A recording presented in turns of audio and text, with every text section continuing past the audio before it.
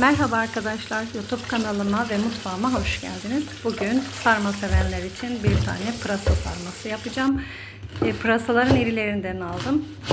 3 tane sap pırasa yeterli oluyor. Pırasanın kalın yerlerini yıkadım, ayırdım. İnce yerlerini de bu şekilde ince ince doğradım. 2 su yıkadıktan sonra, kumunu akıttıktan sonra yıkama yeterli oluyor. Pırasaların kalın kısımlarını böyle uzunlamasına çiziyorum ama aşağıya kadar, dibine kadar indirmiyorum bıçağı. Ortaya kadar ancak gelecek. Böyle 4 parmak genişliğinde parçalar kesiyorum. Bir pırasayı 4'e veya 3'e bölüyoruz. O şekilde oluyor. Kaynayan suyun içerisine kestiğimiz pırasaları koyuyoruz. Pırasalar bu şekilde kaynayıp sarılabilir kıvama geldikten sonra ben direkt soğuk suyun içerisine aldım. Şoklama yaptım. Çok fazla erimesin istedim. Siz isterseniz şoklama da yapmayabilirsiniz.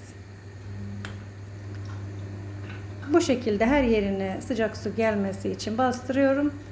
Açılan pırasaları suyun içerisine alıyorum. Sarmayı yapmak için bir baş soğanı küçük küçük doğruyoruz. Burada eğer soğanları biraz küçük doğrarsanız sarması daha kolay olur. Ben biraz iri doğramışım. Siz buna dikkat edin. Böyle kuşbaşı şeklinde doğruyoruz soğanları.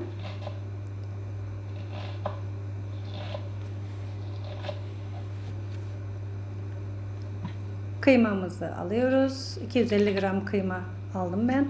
Bir su bardağı pirinç koydum. Pirinci yıkadıktan sonra ekliyorum. Soğanları da koyuyoruz. Küçük bir demet maydanoz ve dereotu da doğruyorum. Dereotu ve maydanoz da çok yakışıyor.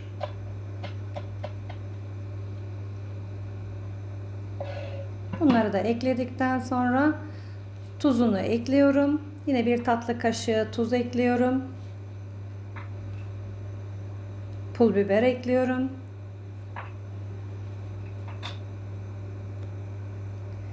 Nane koydum. Karabiber ekliyorum.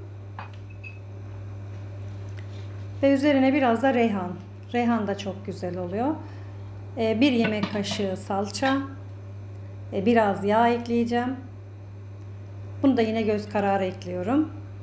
3-4 yemek kaşığı kadar var. Hepsini güzelce yoğuruyoruz. İyice yoğurursanız sarması daha kolay olur. Ben de bu pırasa sarmasını çok fazla yapmıyorum ama arada bir yapıyorum. İçini hazırladıktan sonra şimdi sarmaya geçeceğim. Tencerenin altına doğradığım pırasanın uç kısımlarını ekliyorum. Siz dilerseniz havuç da koyabilirsiniz. Ben havuç eklememiştim ama havuç da güzel olur. Pırasanın iri yapraklarını ayırıyoruz. Bu şekilde içerisindeki soğanın içerisinde olan zar kısmını da ayırıyoruz. Biraz harçtan koyup sarıyoruz. Harcını biraz fazla koymuşum. Onu aldım. Bu şekilde kararınca koyup sarabildiğimiz kadarını sarıyoruz.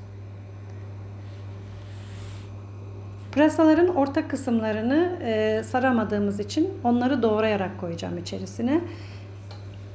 Öncelikle bütün yaprakları sardıktan sonra pırasaların orta kısımlarını doğruyorum. Yine dediğim gibi. Onları küçük küçük doğrayarak koyuyorum.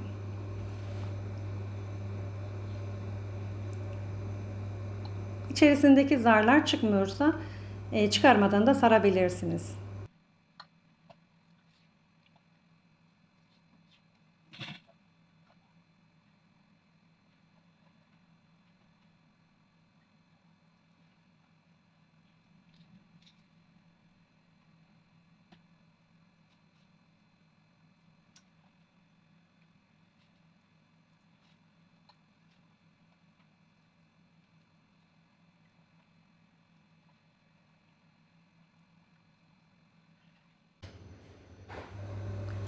Evet, bu kısımlarını doğruyorum böyle.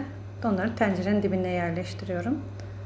Sarmalar bittikten sonra diğer pırasaların üzerine sarmaları yerleştiriyorum bu şekilde. Şekli benim için çok da önemli değil. Rahat pişmesi için her yerinden su gelmesi yeterli. 1 yemek kaşığı domates salçası, 1 yemek kaşığı da biber salçası ekledim. Üzerine yine biraz yağ ekledim. Böyle bir kase, hatta 2 kase su koyacağız. 1 kase suyla salçayı açtım bu şekilde. Salçayı iyice eziyorum ki her tarafına iyice yedirsin diye. Ezdiğim suyla açtığım salçayı dolmaların üzerine koydum. Tencerenin üzerine bir kapak yerleştirdim. Ağzını kapattım ve orta ateşte kaynayana kadar pişirdim. Kaynadıktan sonra altını kısarak pişirdim. Pırasa sarmam lokum gibi pişti. Bakın üzerinden dumanı nasıl da çıkıyor. Çok güzel pişmiş. İçini pişirmeden sardığım için böyle daha iyi oldu. Eğer içini pişirseydim çok erirdi. Pişirmeden sarmanızı tavsiye ederim. Çiğden sarın. Evet, servis tabağıma alıp yanına yoğurtla servis yaptım. Siz dilerseniz yoğurtsuz da servis yapabilirsiniz. Evde kendim mayaladığım yoğurdumu sarmamın kenarına koyuyorum. Görüntü şahane. Ellerime sağlık diyorum. Sizlere de yaparsanız afiyet olsun. Sevdiklerinize paylaşın. Başka videolarda görüşmek üzere. Hoşça kalın. Sevgiyle yaşamda kalın.